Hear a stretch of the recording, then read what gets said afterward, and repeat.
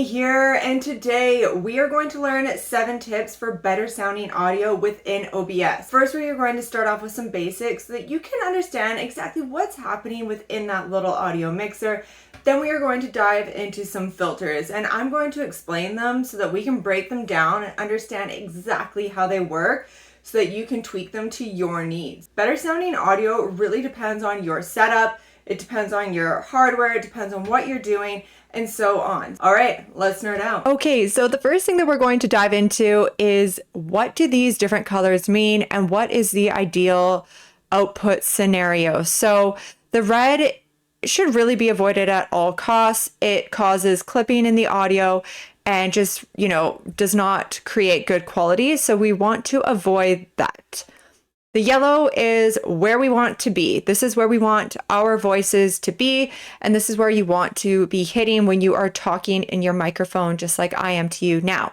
If you're interviewing somebody, then you also want them to be in this yellow zone. If you have additional sounds, so background music, if you have, if you're playing a game and you have the sounds from the game or whatever it is that could be additional sounds, in your audio area, that's where you want it to be in the green. So anywhere in the screen, it's up to you, but that is where we have all other sounds within your recording. So all other sounds is green, your speech is yellow, and let's just avoid the red because it's not good. The next thing I want to show you is the different components that make up the audio mixer. So here I have my scene and it's called desktop, and this just records my desktop. And I also have an audio input capture, which is the microphone that I'm speaking to you on now, as well as my display capture, which is my screen. So I only have one audio input capture showing here, and this is actually the audio input capture that's associated with my microphone. I've actually hidden a few things here to isolate the sources that I'm actually using. So if we right click and select unhide all, then we are actually going to uncover 2 other audio sources that you'll see have muted. So if you just click on the little volume icon, then you can just mute the sources that you don't need. So by default, when you create a scene within OBS, you are going to have a desktop audio as well as a mic pulling into this audio mixer. So if you need those sounds, great, use them. In this example, I am just using my microphone. I am not gaming, so I don't want to use the desktop audio, and I don't want to have another microphone that's going to be duplicating my voice and distorting this audio input capture. So use your judgment and mute the ones that you don't need. And then if you just click on the ellipsis, then we can actually just hide these icons. I did just want to note that when you do hide the icons, those default ones, if you go into a different scene, they are also going to be hidden in your audio mixers there. So if you are having issues with your audio, I would just click on the scene that you are in and then just right click within the audio mixer and select unhide all. And then that way you'll know exactly what audio sources are capturing, and then you can just hide them appropriately once you've muted them. Now I just have a nice clean audio mixer and I'm just focusing on the one source that I'm using. A quick pause to say, hey, if you are liking this video, then please give it a thumbs up and hit that subscribe button. It really means a lot to me. And also let me know what works for you in the comments below. All right, let's get back to it. The first filter that I want to talk about is the noise suppression. And the noise suppression is basically going to filter out any background noise or white noise. And OBS says it's a mild amount. So if you're in a large room that there's a lot of people talking, then this might not work for you.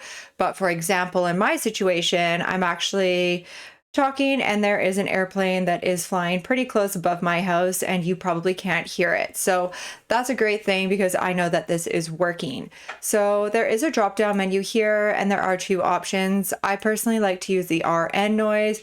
It produces good quality. However, that is at a cost of more CPU usage. So if you are on, say, an older desktop or a laptop and the fans are just going and it is really struggling to keep up, then give your computer a break and just pop it down to the speaks. So the speaks, this is going to be your suppression level. So this minus 60 is going to be suppressing the most amount of background noise in your area. But just keep in mind that if it is working quite hard, then it is going to potentially even distort your noise. So it's kind of, at a weigh scale, like your voice versus the quality and the suppression. So the next filter that I want to talk about is the noise gate. I personally think that the default settings are quite good, but I did just want to briefly explain what they are so that you can adjust them if you need to. The noise gate says that a sound is going to have to exceed X amount in order to trigger an output or a capture.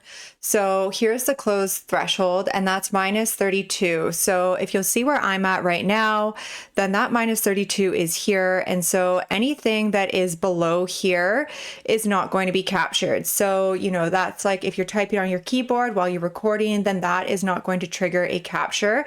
It's not going to be loud enough to be picked up. Additionally, like if you're doing an interview with somebody and you might even like have a sniffles on the side or something like that might not even capture it either. You can kind of play around with this and try and make silent noises, and it's quite cool how it does just block it out. So that is the closed threshold of minus 32.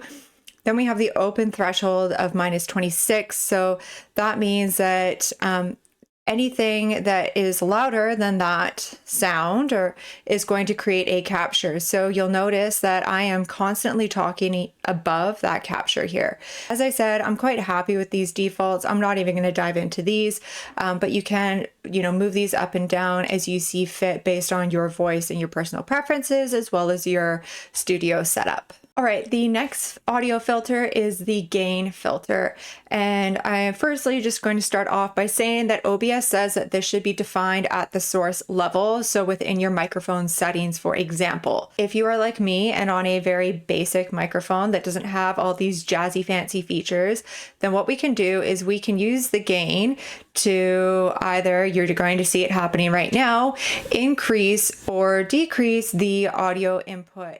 So basically what's happening here is noise is going to be either increasing or decreasing by the decibels that are specified here. The next audio filter that I want to touch on is the compressor. And as a sidebar, OBS says that this should be at or near the top of your audio filters, which leads me to a sidebar that does the order of these matter? And the answer is yes, because they do filter on top of each other. So if they are put in not their ideal order, then you are going to be over-processing your audio, which is going to just create an over-processed output, which isn't going to sound good. Now, what the compressor does is it basically takes spikes within your audio. So say you're having a conversation with somebody and it gets really exciting or it gets a little bit heated and voices are being raised, then the compressor is going to kick in and it is just going to ensure that everything stays within this like reasonable level of sound. So it's going to take that loud sound and it is going to compress it. As you can see, there are a lot more functionality that can be applied to this filter. So for the basics, I'd say just stick with the defaults, as for most people, they are going to be sufficient. And this is definitely, if you're going to be tweaking with these, then it's just going to be a lot more of an advanced scenario. The last audio filter that I want to talk about is the limiter. And the first thing that I want to mention is that OBS suggests that this goes at the bottom of your audio filters. And so that is where we are, which is awesome. So just keep it at the bottom, as that is where it's going to work optimally.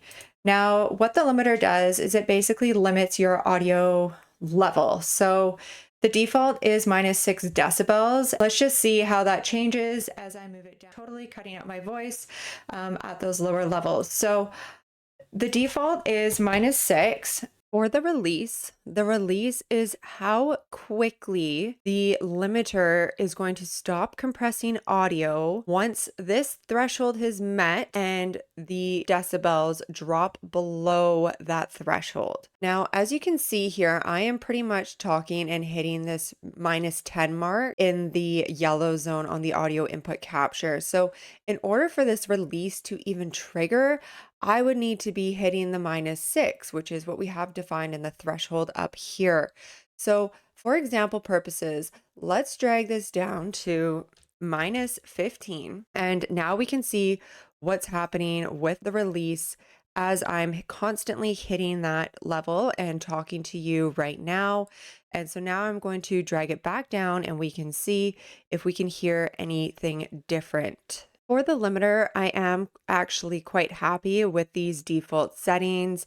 I would say for me personally, I don't really hear the release kicking in. Maybe my ear isn't quite as advanced as it should be. So I will leave that to you to play around with. What I will note is that I was playing around with the threshold and I did actually have this adjusted to -9. And I thought that I was liking that level.